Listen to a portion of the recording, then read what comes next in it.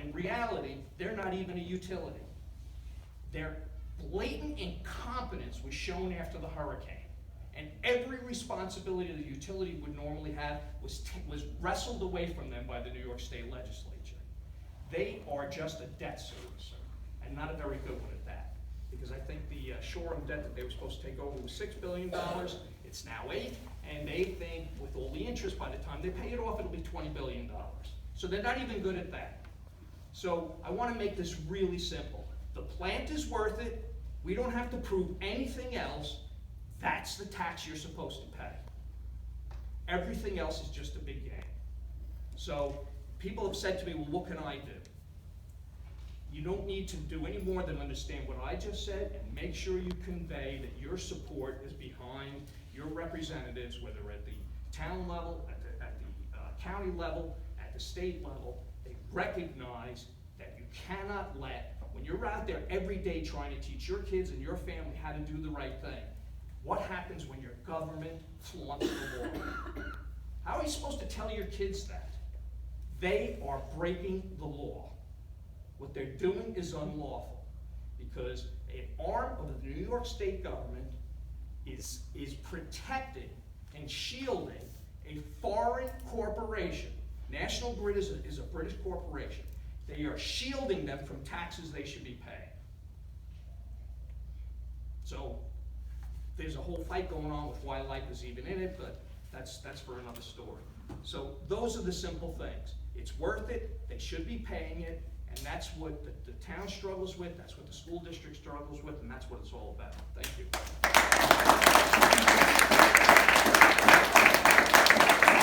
going to close it up a little bit, and I'm going to ask you some questions.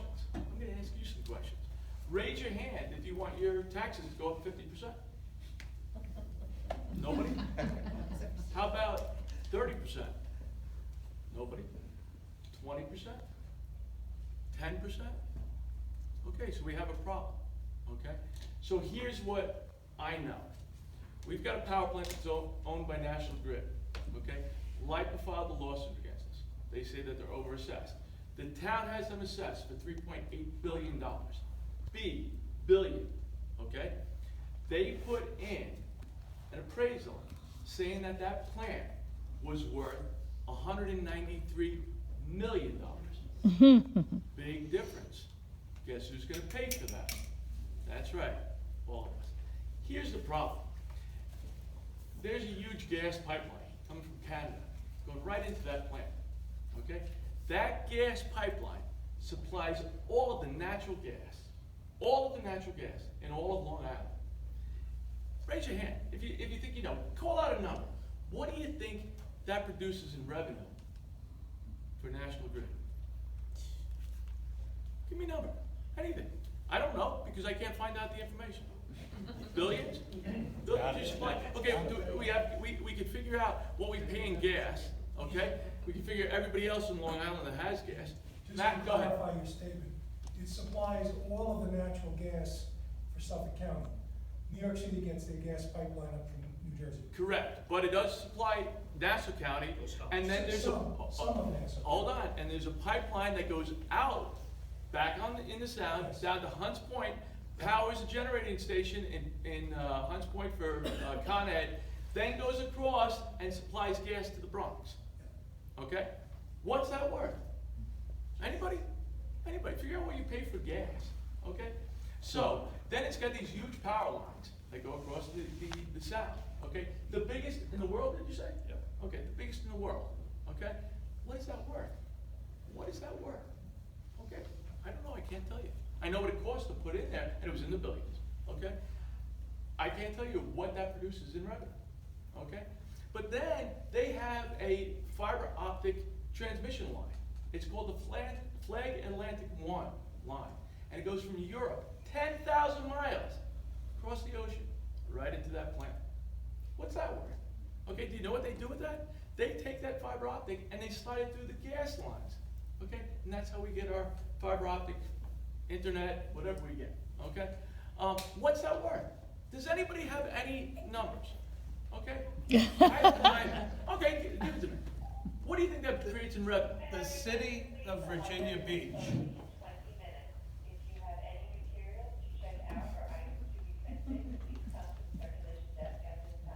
city of Virginia Beach is getting a new cable in from Brazil.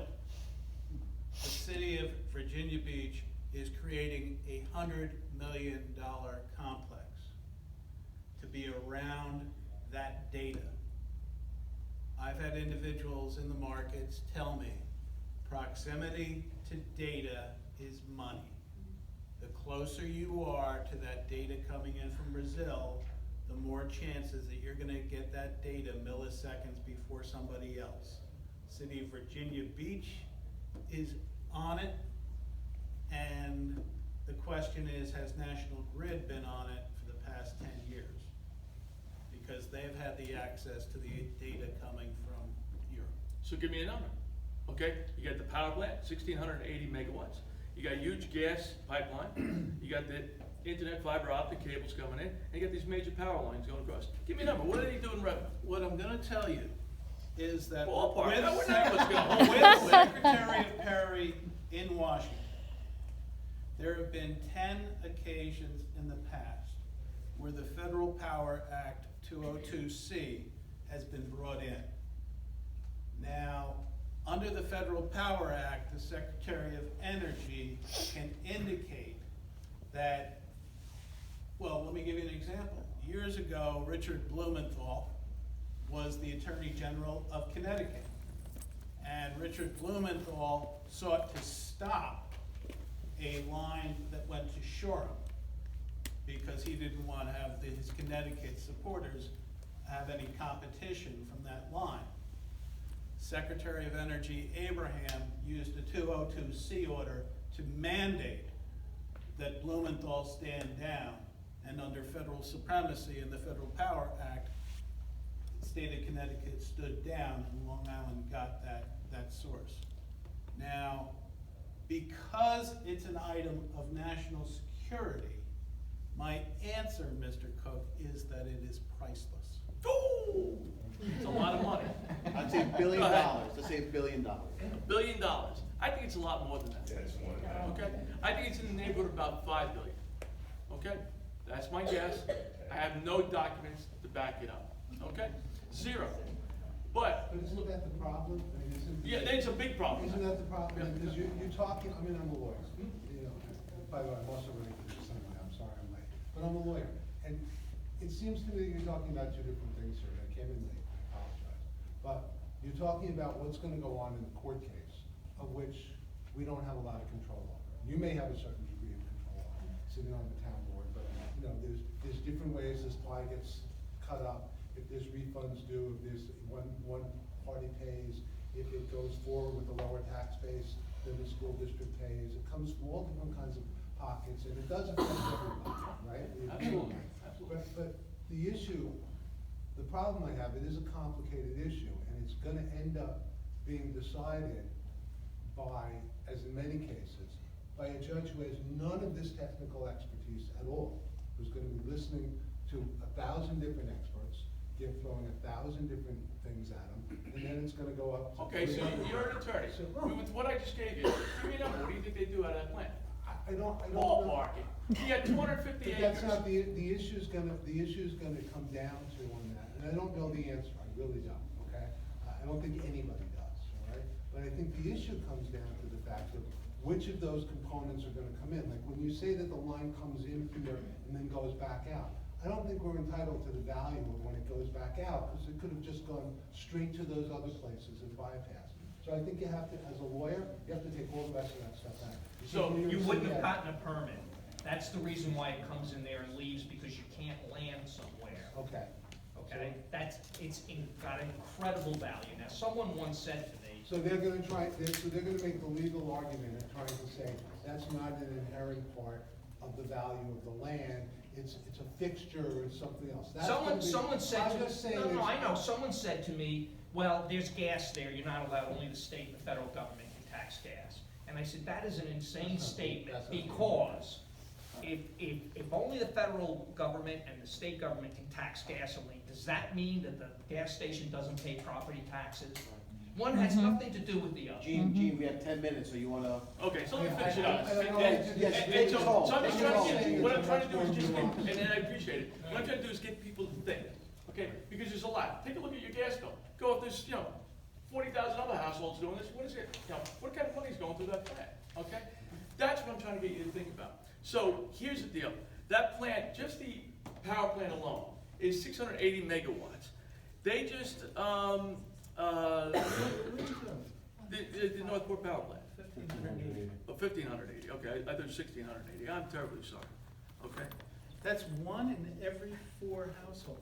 Okay, so hold on, are you with me? You wanna talk about this, or you wanna fight with me? Don't be talking about 380 megawatts, then you're talking about cases. Hold on a minute, what I wanna say is, out in East Hampton, they wanna put a wind farm up, Mhm. okay? How many megawatts?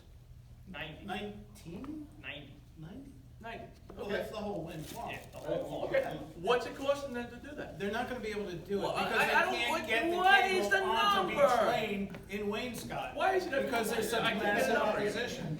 What's the number? If they've already printed it, what's the number to build that? To build that, to get 90 megawatts, that's gonna cost about $10 billion. $10 billion, and we have 1,580.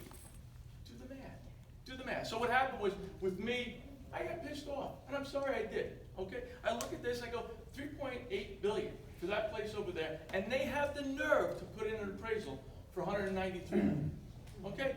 I go, wait a minute, they're giving us the plan. Eminent domain, let's take it over, okay? You know we're gonna make money out of it. Freeport has their own power plant, taxes are low. Let's take it and take care of the schools. Somebody said $1 billion, okay, I think it's a lot more than that, okay?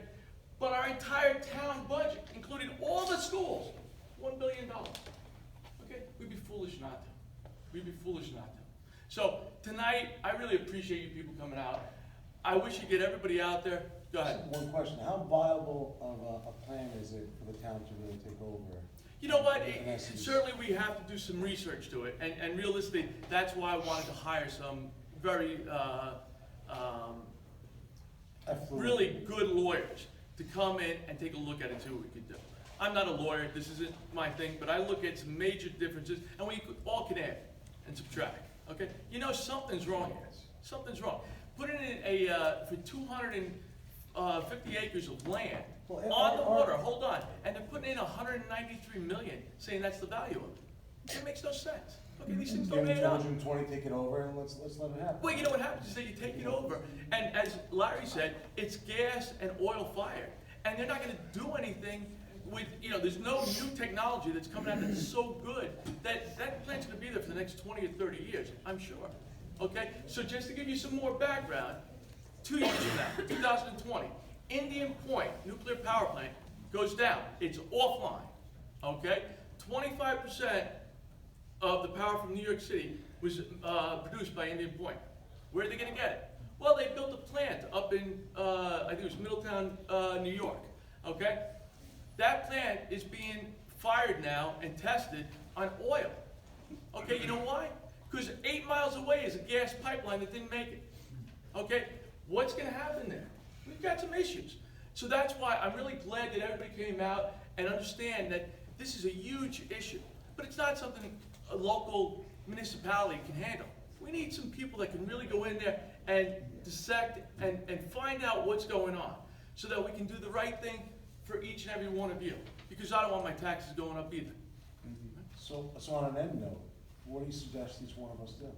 I say, write your council people, write your supervisor, tell them you're behind us, tell them you want to look into it. To spend a little bit of money now may save us a ton of money down the road. And I think that's important. Okay? You assess that property at replacement cost minus depreciation.